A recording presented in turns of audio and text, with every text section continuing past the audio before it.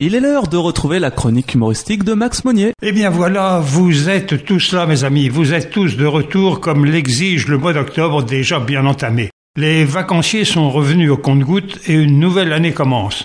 Quelques touristes étrangers flânent encore dans les rues de Troyes, mais pas de doute, la rentrée s'est faite en douceur et il ne nous reste plus que des souvenirs heureux où se mélangent les paysages traversés et oui, disons-le, les restaurants fréquentés. J'écoutais l'autre jour un ami me vanter son parcours, égrenant les étapes traversées. Nous sommes allés à Annecy, puis nous avons remonté le nom ne me revient plus, mais c'est dans un restaurant où on nous a servi des brochets en papillotes, cuisinés d'une façon sublime, avec un petit vin du Jura somptueux. Puis, se tournant vers son épouse, « Et tu te souviens, Ghislaine, du foie de Lot en matelote, vraiment délicieux qu'on nous a servi dans ce petit village perché sur une colline où nous étions montés à pied ?» Tiens, à pied, oui, ça me fait penser au pied paquet dont on s'était régalé quelques jours avant. Quelles vacances, mon ami! On ne dira jamais assez l'importance du bien manger dans la réussite des vacances. C'est un moment dont on se souvient, que l'on soit gastronome ou pas, et les restaurateurs n'hésitent pas à insuffler de la bonne humeur autour de leurs plats,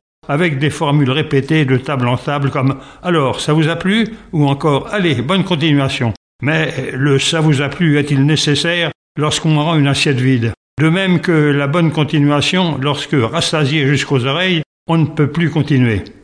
Amis de Thème Radio, je vous souhaite quand même une bonne continuation avec votre poste préféré.